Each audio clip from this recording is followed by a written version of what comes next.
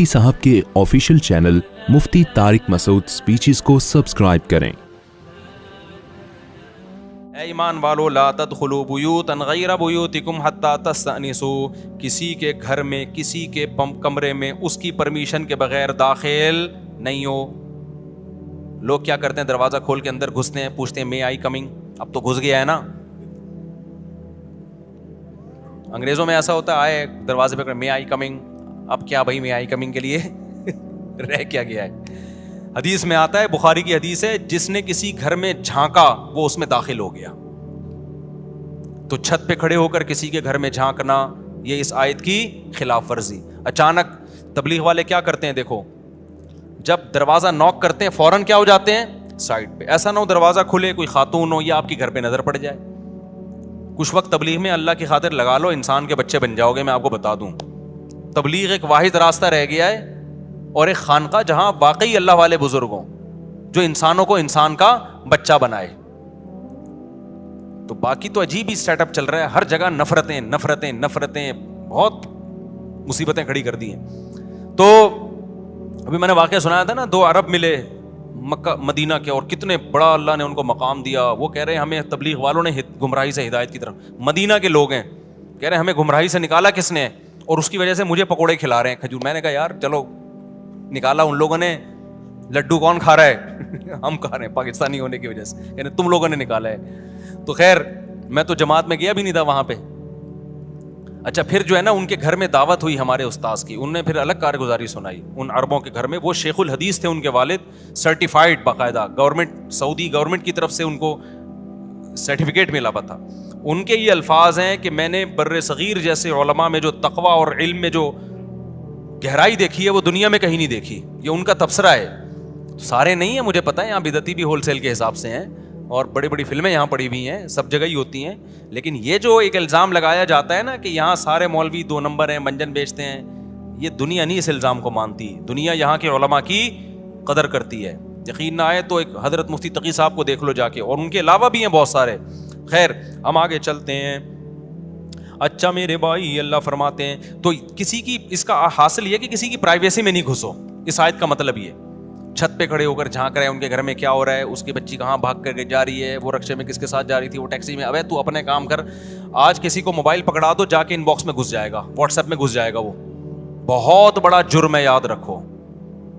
کسی نے آپ کو موبائل استعمال کرنے کے لیے دیا، نہ اس کی گیلری میں آپ کو گھسنے کی اجازت ہے، نہ اس کے واٹس ایپ میں آپ کو گھسنے کی اجازت ہے، نہ اس کی ای میل چیک کرنے کی، نہ ان باکس میں میسیجز دیکھنے کی۔ یہ حرام اور گناہ کبیرہ ہے۔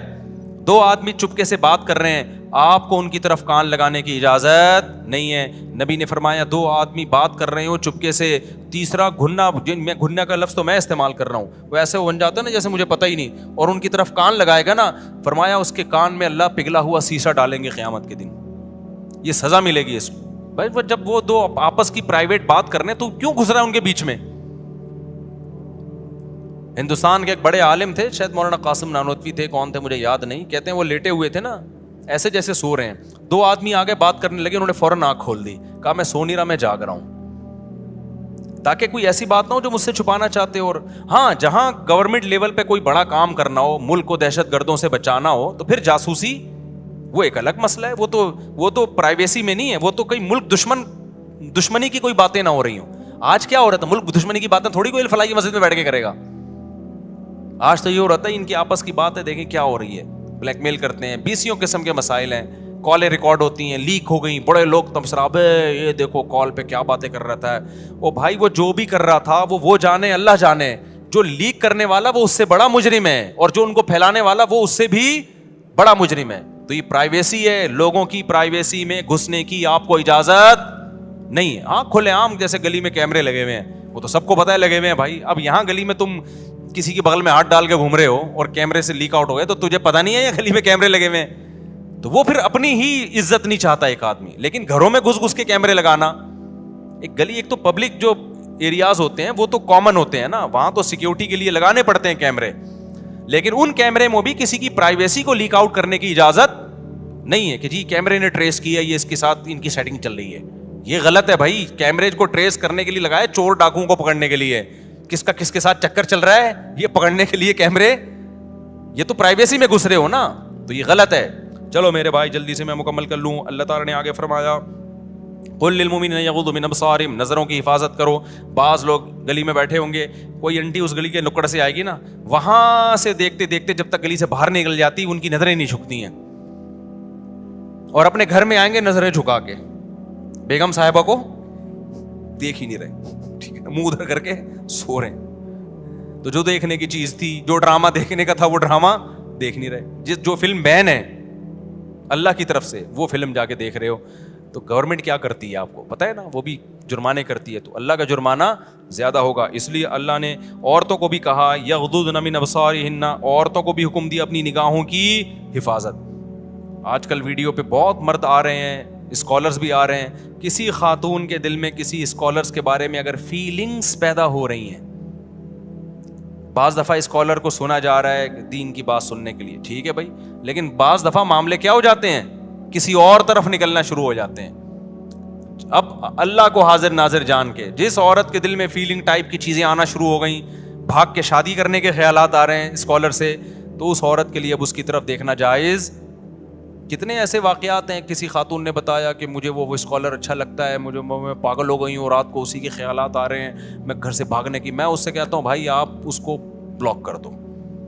آپ سنو ڈاکٹر اسرار احمد کو, وہ بیچارے دنیا سے چلے گئے, اب بھاگ کے قبر میں تو جانے سے رہی نا.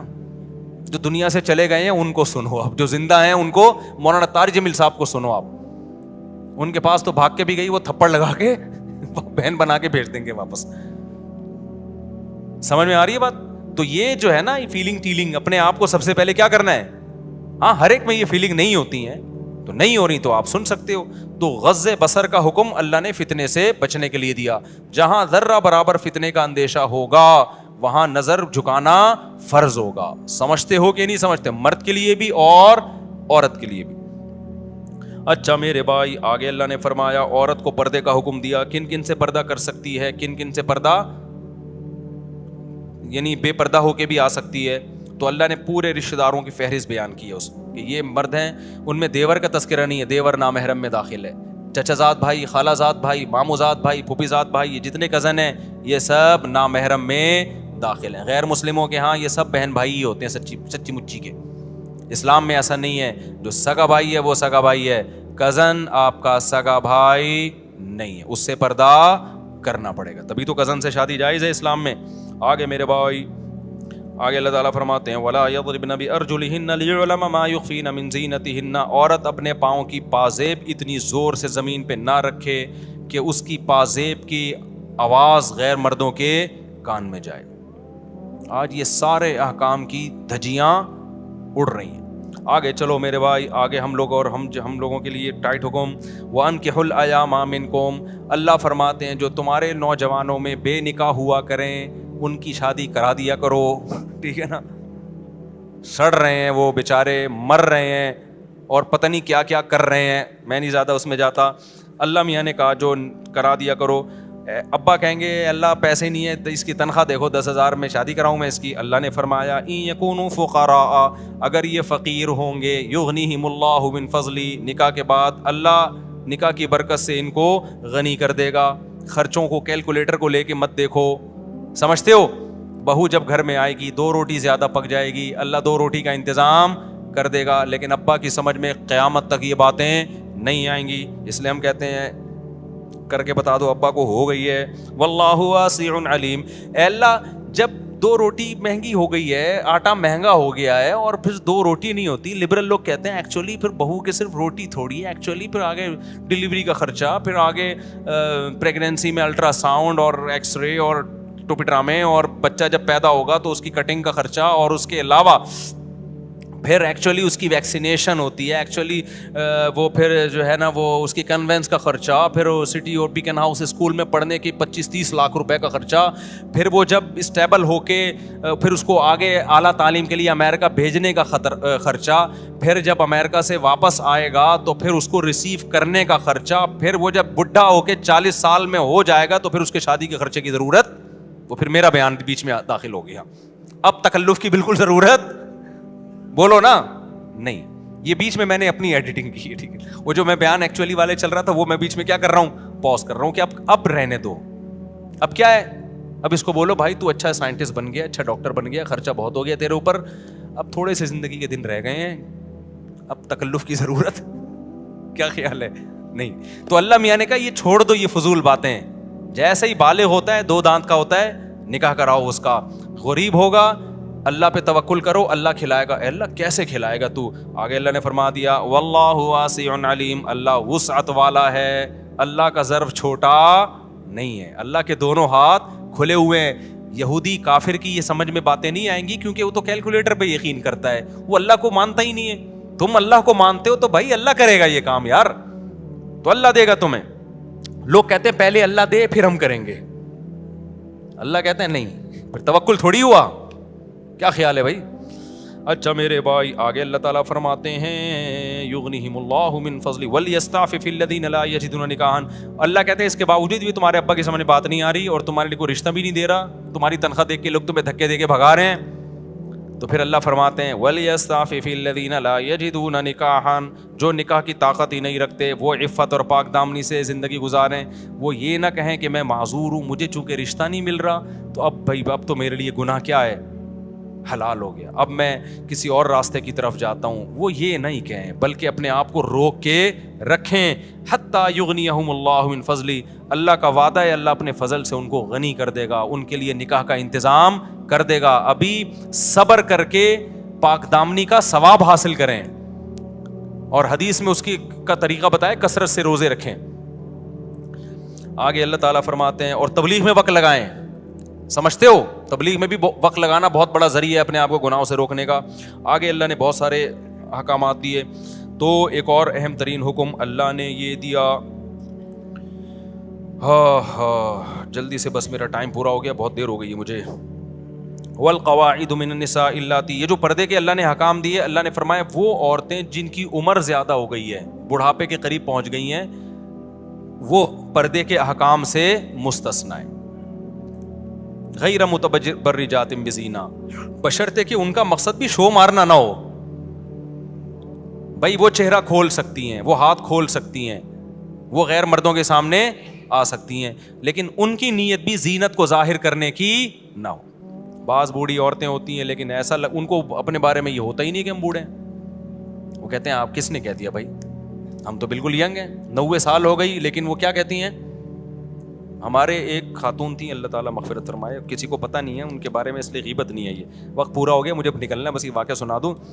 خواتین جو ہے نا اپنی عمر چھپاتی ہیں, سوائے ان خواتین کے جو بیان سن رہی ہیں. تو چلو بھائی میرے سامنے عمر چھپا لو, ان کے سامنے عمر چھپا لو, ڈاکٹر کے سامنے تو عمر نہیں چھپانی چاہیے نا, وہ تو میڈیسن اسی حساب سے دے رہا ہے. اب ان کی عمر زیادہ ہو گئی تھی, ڈاکٹر نے پوچھا کتنی عمر ہے, انہوں نے 10 سال کم بتائی.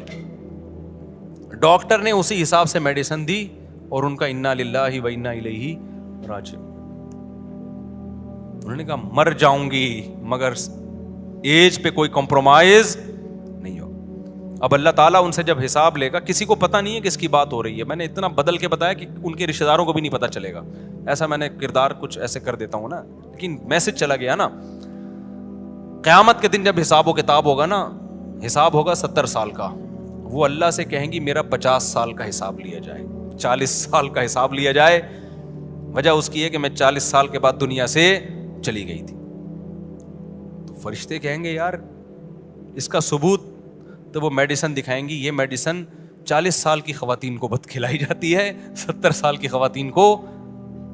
پھر خواتین مجھ پہ غصہ ہوتی ہیں, کیسی باتیں کر رہے ہیں. یہ محض میں مذاق کر رہا ہوں, مجھے پتہ ہے خواتین عمر نہیں چھپاتی, جتنی ہوتی ہے اس سے 10 سال بڑھا کے بتاتی ہیں. اس کو مذاق ہی سمجھیں. میں پہلے ہی خواتین کے بہت سارے تانے صبح و شام سنتا رہتا ہوں, مزید میرے اندر برداشت نہیں ہے. تو یہ میں مذاق کر رہا تھا, اللہ کی قسم مذاق سمجھیں آپ اس کو. واقعہ تو جو مجھے ملی مستند خبر سے پہنچا ہے, لیکن پھر بھی ہم مذاق فرض کر لیتے ہیں اس کو.